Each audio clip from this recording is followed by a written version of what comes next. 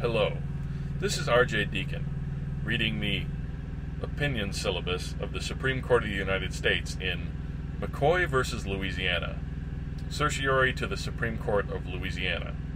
Argued January 17, 2018. Decided May 14, 2018.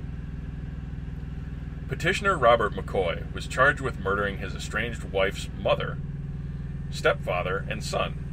McCoy pled not guilty to first-degree murder, insisting that he was out of state at the time of the killings and that corrupt police killed the victims when a drug deal went wrong. Although he vociferously insisted on his innocence and adamantly objected to any admission of guilt, the trial court permitted his counsel, Larry English, to tell the jury during the trial's guilt phase McCoy committed the three murders. English's strategy was to concede that McCoy committed the murders, but argue that McCoy's mental state prevented him from forming the specific intent necessary for a first-degree murder conviction. Over McCoy's repeated objection, English told the jury McCoy was the killer, and that English took the burden off the prosecutor on that issue. McCoy testified in his own defense, maintaining his innocence and pressing an alibi difficult to fathom.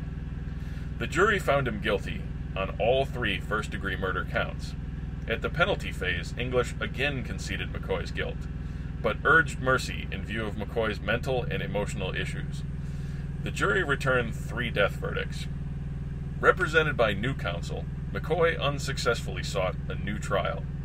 The Louisiana Supreme Court affirmed the trial court's ruling that English had the authority to concede guilt, despite McCoy's opposition. The Supreme Court held, the Sixth Amendment guarantees a defendant the right to choose the objective of his defense and to insist that his counsel refrain from admitting guilt, even when counsel's experience-based view is that confessing guilt offers the defendant the best chance to avoid the death penalty.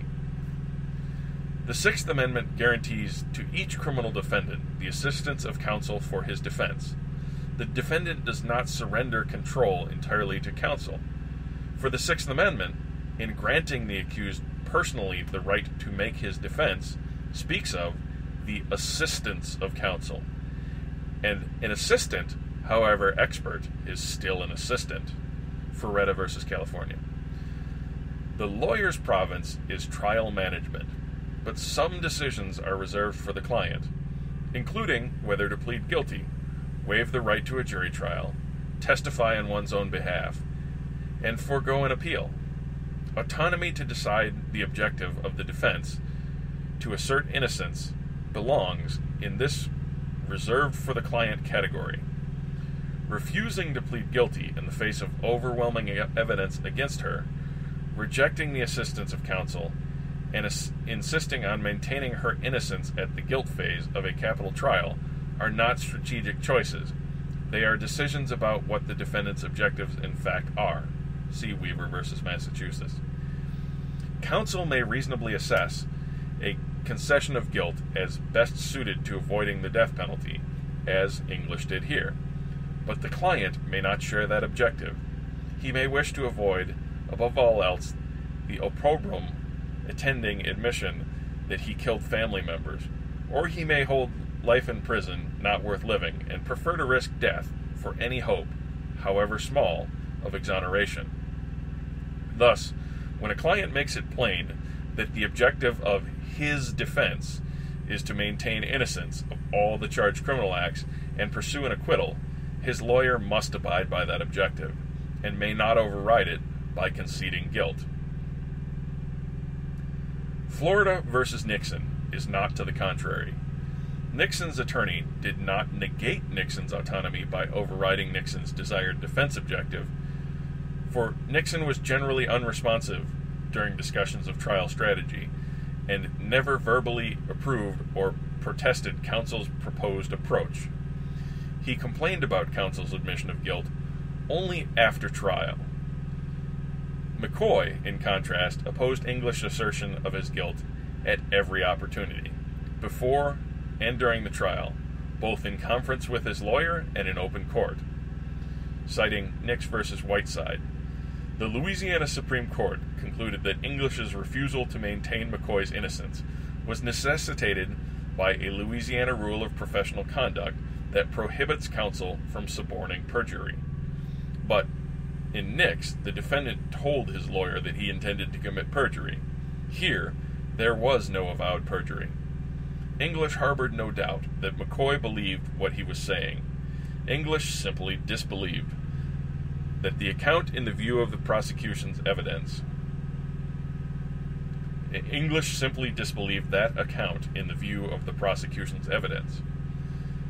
Louisiana's ethical rules might have stopped English from presenting McCoy's alibi evidence if English knew perjury was involved, but Louisiana has identified no ethical rule requiring English to admit McCoy's guilt over McCoy's objection. The court's ineffective assistance of counsel jurisprudence, see Strickland, does not apply here, where the client's autonomy, not counsel's competence, is an issue. To gain redress for an attorney error, the defendant ordinarily must show prejudice. But here, the violations of McCoy's protected autonomy right was complete when the court allowed counsel to usurp control of an issue within McCoy's sole prerogative. Violation of a defendant's Sixth Amendment secured autonomy has been ranked a structural error.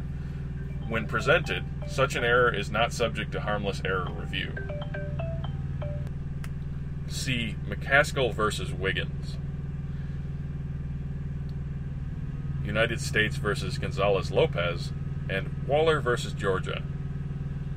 An error is structural if it is not designed to protect defendants from erroneous conviction, but instead protects some other interest, such as the fundamental legal principle that a defendant must be allowed to make his own choices about the proper way to protect his own liberty.